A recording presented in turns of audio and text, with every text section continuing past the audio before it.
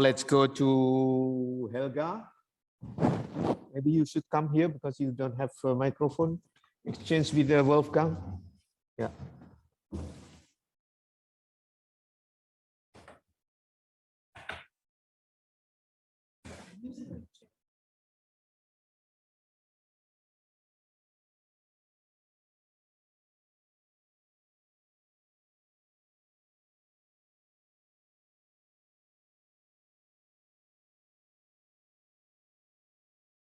Let me say that I think we are living in very exciting times because we have an epochal change. And the change of the epoch is not in such a way like the German Chancellor Scholz said 1 year ago, because what he indicated when Germany decided to become a militarist country and increase the budget by 100 billion for the Bundeswehr, it basically meant to abandon the entire tradition of the SPD Entente cooperation with Russia and potentially with China, and going in the direction of submitting to the rule of NATO. And basically, so it meant that Germany would submit to the unipolar world, because there is right now an effort to re-establish an unipolar world at a moment where that is practically impossible. So the real epochal change is the one where the colonialism is ending. There is a re-emerging of the non-aligned movement, basically against existing colonialism, because colonialism, despite independence, has not been dead. It just had new clothes. It had the clothes of the IMF conditionalities, of the World Bank denying credit. And if you look at the condition of the global South, 2 billion people have no access to clean water. Poverty is raging. 1.7 billion people are threatened with immediate starvation. If that is not colonialism, I don't know what is. So right now you have, as I said, a re-emergence of the spirit of Bandung. The non-aligned movement is getting stronger. And what was interrupted when this non-aligned movement was already moving very strongly in 1976 in the Colombo Resolution, when basically they demanded a new world economic order, which was practically identical to a proposal of my late husband, Lyndon LaRouche, who had proposed to replace the IMF with an international development bank, which would facilitate large credit, low interest, long-term running for development projects. And that was adopted. So at that point, 3/4 of the world accepted the idea of a new world economic order. But the answer of the global North was to destabilize Mrs. Bandaranaike, to destabilize Indira Gandhi, to kill Ali Bhutto. So this movement practically collapsed for quite some time. But now, basically, because of the Belt and Road Initiative and 250 countries cooperating with the Belt and Road Initiative and the BRICS, becoming a strong force, there is for the first time the real hope to overcome underdevelopment. Now, the representatives of the unipolar world regard that as a threat. They regard the rise of China and Asia as a threat. And if you look at the 5 NATO expansions to the east, since the collapse of the Soviet Union, you can actually see that the Ukraine issue has nothing or very little to do with Ukraine. Ukraine is a proxy war for the war between NATO and Russia and China. And that, in addition to the unilateral sanctions which have been imposed on Russia and every country which did not want to go along with the unipolar world, this has led to an incredible blowback. Because any country now has to fear that their assets are being taken away because of the weaponization of the dollar.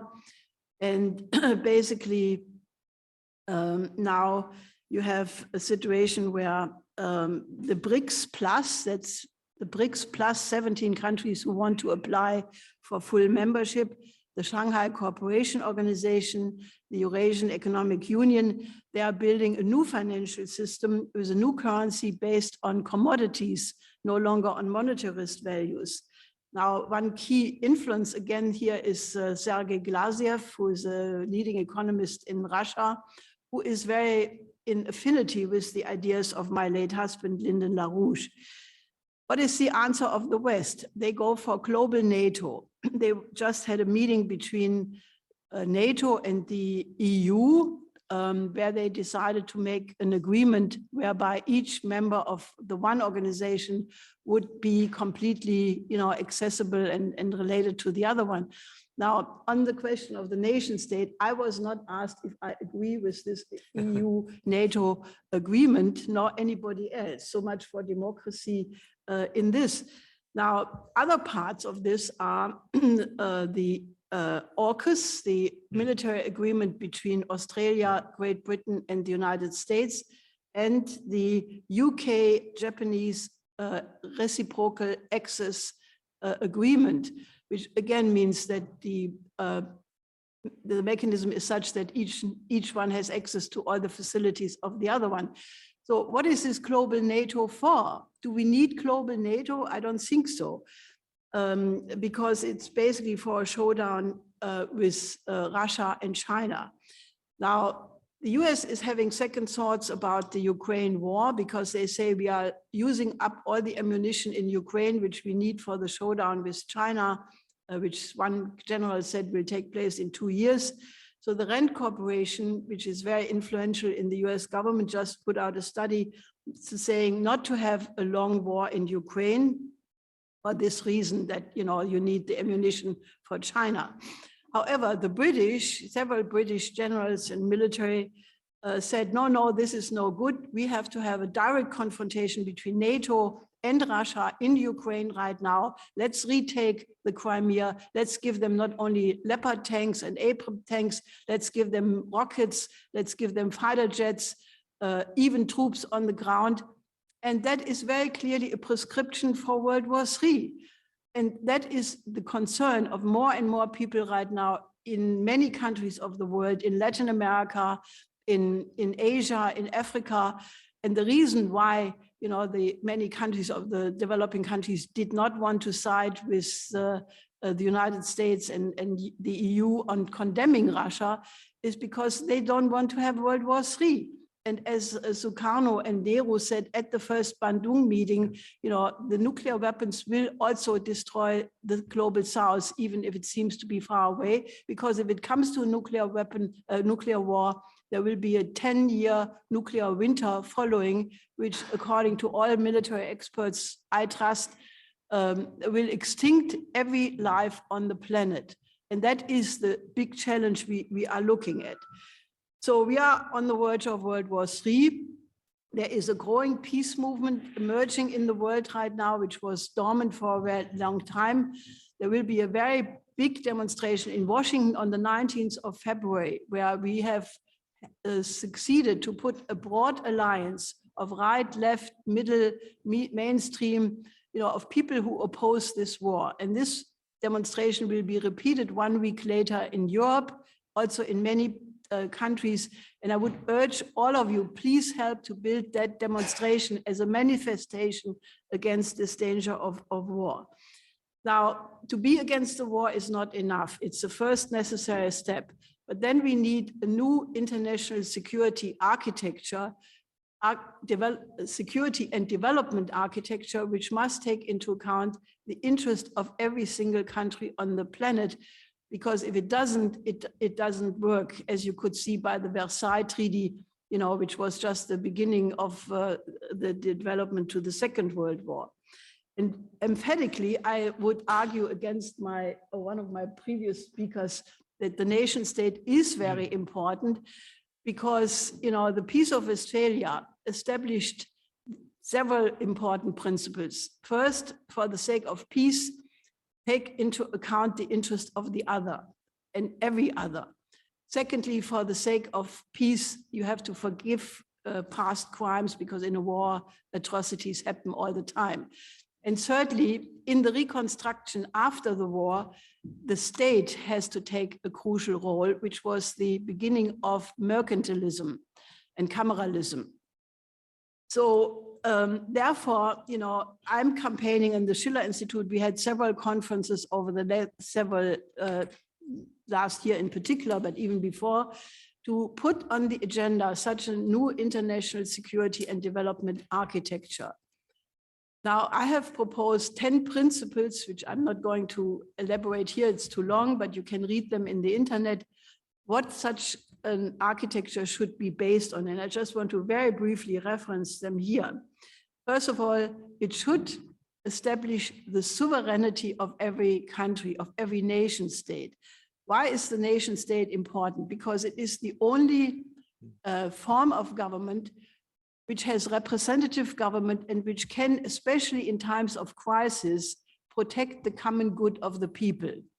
Because if you go to, you know, what the gentleman before said, from local to universal to global, who is running that? Look at Davos, that's the oligarchy, that's the billionaires. This is the reason why we have this gap between rich and poor in the world in every single country, but especially also among countries, because the billionaires, you know, they're identical with the military industrial complex.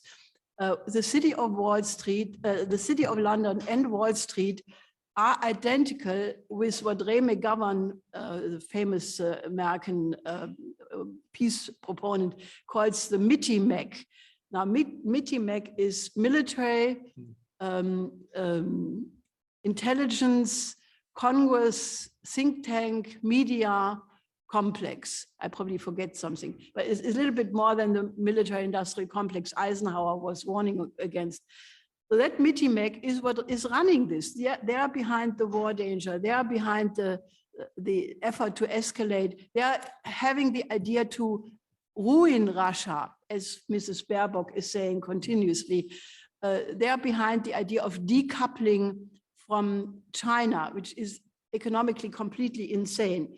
So my 10 points, which I proposed as 10 principles for the security architecture, are first of all, sovereignty of every country, which is in accordance to the UN Charter. Secondly, there must be an effort to overcome poverty, hunger, and underdevelopment. Secondly, there must be the guarantee of life and the ability of every person on the planet to unfold their creative potential to the fullest. There must be a World Health System in every single country. The pandemic should have shown to us that without a modern health system, you cannot fight the pandemic. Whereas you have one, you can fight it relatively well. There must be universal education for every child on the planet. You must have infrastructure development in all continents. We have produced a study called The New Silk Road Becomes the World Land Bridge, which is a comprehensive proposal for the infrastructure development of all continents, starting with Africa, Latin America, Asia, and the rest. So this is not pie in the sky, because you have right now the emergence of a new combination of countries devoted to a lot of what I'm saying here already. That is the BRICS Plus, it's the Shanghai Cooperation Organization, it's the Eurasian Economic Union, and basically, you know, they are working on that. You know, they're working concretely on a new currency, on a new economic system. Now, I added 3 points in these 10 principles because I thought that they need more philosophical depth. So I said that we have to teach mankind not to think globally or globalism, but to think the one humanity. The one humanity comes first before the national interest. And I refer to a philosopher from the 15th century, Nicolaus von Kues, who developed this beautiful conception about the coincidentia oppositorum, the coincidence of opposites, which is the idea that because we as a human species are gifted with creative reason And therefore, we can always think the higher one, which overcomes the conflicts on the lower level. So this is a long philosophical concept I can only touch upon here. Secondly, two more sentences, that we have— you can develop Adler. no, just I'm finished in one. Yeah, okay. That we need a way to resolve conflict, and that is to apply the laws of the physical universe to the political, economic, and social system on the planet. And because of modern science, we can study these laws of the universe now much more than just in metaphysics. Thermonuclear fusion is repeating the process of fusion on the sun, and space travel and so forth. And the most important is the 10th principle, which is the idea that the nature of man is intrinsically good. That is the most controversial. I got a lot of feedback on that, but I say that evil is only a lack of development. And if you look at the only people who say that evil will always exist are the oligarchs, because it gives them a way of manipulating people, of bringing forward the lower impulses, while all the good forms of government say, no, man is intrinsically good, because if I develop the creative potential of every human being, people will be good. So anyway, so I want to stop. Yeah, thank you very much.